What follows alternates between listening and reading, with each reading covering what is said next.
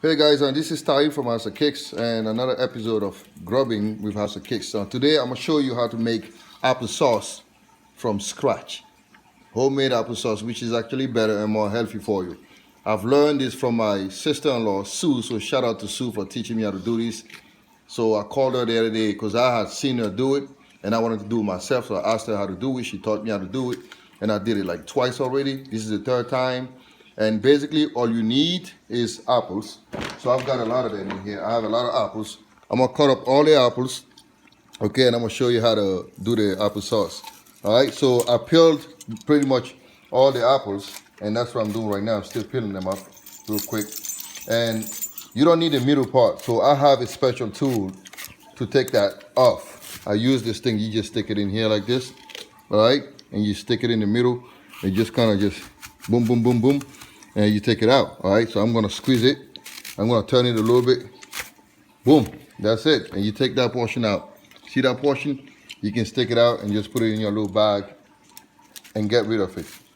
And the next thing is if you wanna peel off more of the excess junk from here, you can do that if you want, okay?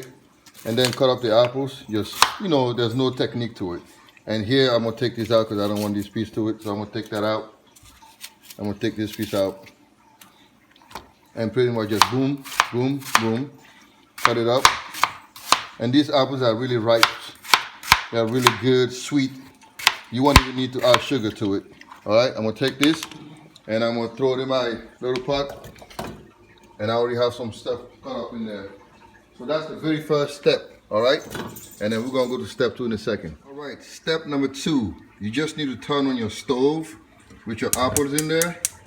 All right, you can hear my stove popping right now. And then you need like a third of a cup of water, or maybe half a cup of water, and just pour it in there. All right, you just need to pour that in there. All right, and then you need another piece of equipment, is a masher. If you don't have this, it's fine. You can use the first time that I did it, I used this thing here. I just smash it with it. You just need to break down the pieces, but not yet. So the first thing you need to do is just steam this and boil it down a little bit. So you're gonna shut this up, let it sit for like 2 minutes, and come back to it, and we're gonna use our masher. All right. So let's go to step number 3. Now this is like boiling a little bit, so I'm gonna start mashing this thing. This is my first time using this masher, so you just have to be consistent. Just keep doing this constantly and continuously.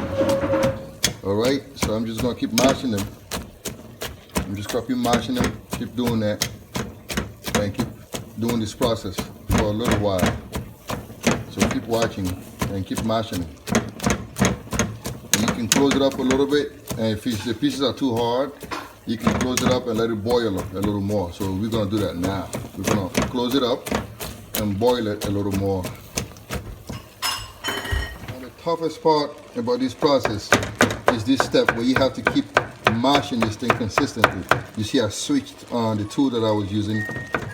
I like this better too, because it kind of like goes into all the places. You see, I'm going all around, making sure all the pieces are being touched and smashed and mushed or whatever. You have to do that consistently. You see, this is a non-stop process, and that is by far the most tedious one, because you got to continue to do this. You can't stop. All right, you have to do this consistently until you get all the stuff to be all mashed. All right, so I'm back to using the other tool, and you can see I'm getting there now. See, the chunks are being broken down still, and I'm still steaming this thing, boiling it down to like nothing. Still smashing and mashing all these pieces and breaking them down. All right, you got to do this for at least 15-20 minutes on and off. You can't stop. You got to keep doing it. That's the hardest part, like I said. You got to keep doing this. And if you are getting too tired, you can switch tools, and I go back to this if I want to. Same thing, I need to make sure I have all this. I keep breaking them. Keep breaking them down. I'm going to keep doing this.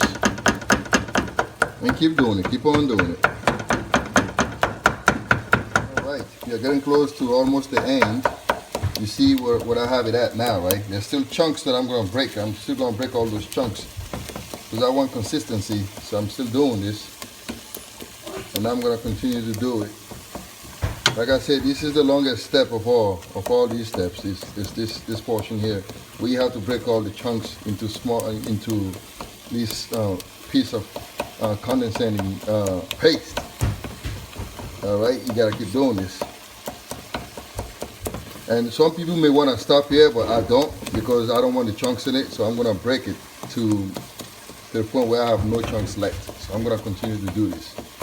You can stop here if you want, and if you want to add some cinnamon to it for flavor, you can do that. And that's it. You have your applesauce. But for me, I keep going. I don't stop. All right. I have to get it to the point where it looks just like the one in the store, with better taste actually. So I'm gonna continue to do this. You see, I got mine down to this, and I think I'm gonna stop here. I'm gonna let it cool off, and I'm gonna put it in a vase and cool it off and put it in my refrigerator, and then you can have your applesauce. So pretty much there's still a couple of chunks there that I'm gonna break down.